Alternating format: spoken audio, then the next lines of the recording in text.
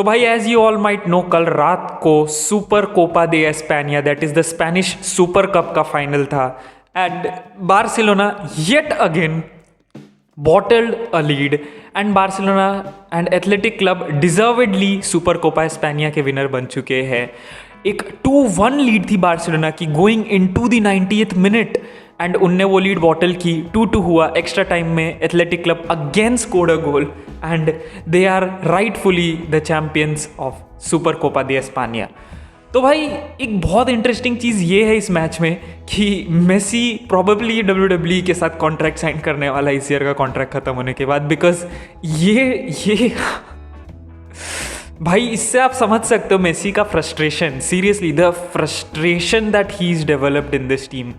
He was one of the coolest heads ever and भाई साहब भाई लास्ट 3-4 साल से लीड बॉटल करना, we might as well name them FC बॉटलोना।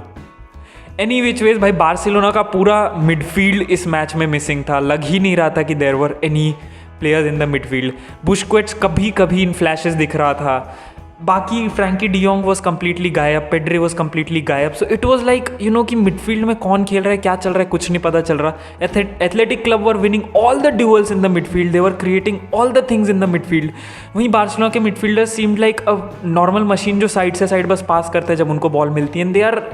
They are being reckless, they were doing mistakes and this literally brought back the vibes of Valverde वाली Barcelona की भाई you know winning, playing good in at the first half या फिर in the starting of the game and end आते bottle कर देना।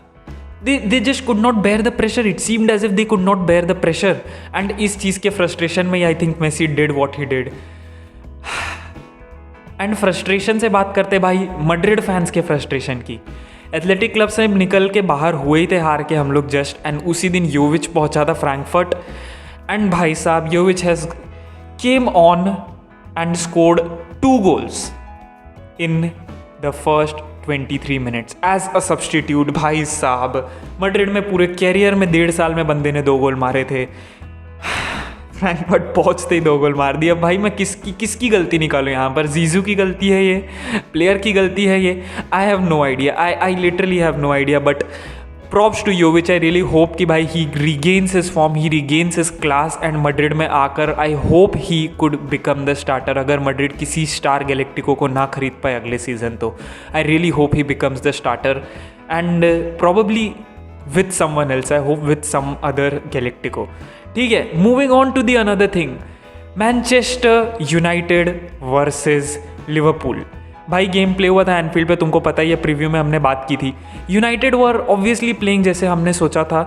दे were defensive, they were holding not very deep but they were holding deep in their half, zonal pressing behind the halfway line, counter attacks पे goal with you know trying to abuse the speed of Rashford and Martial. यही mainly plan था United का।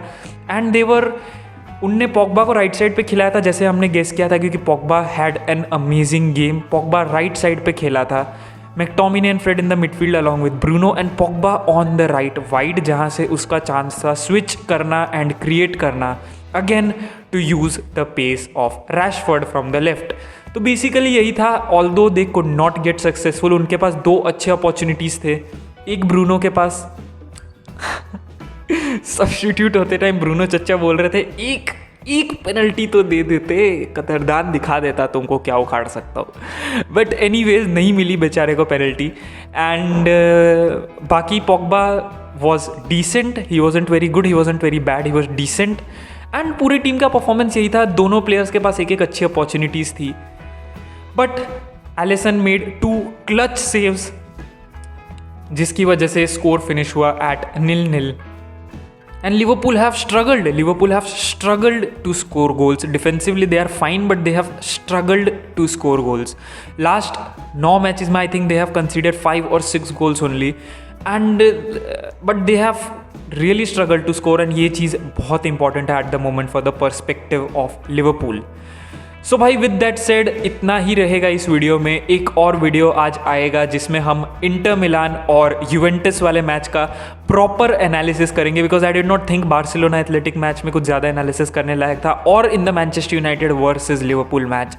सो we will analyze the Juventus versus Inter match. Stay tune for this video. आपको notifications तो आ ही जाएगी, अगर नहीं सब्सक्राइब्ड हो चैनल से बेल नोटिफिकेशन ऑन कर दो सब्सक्राइब करके।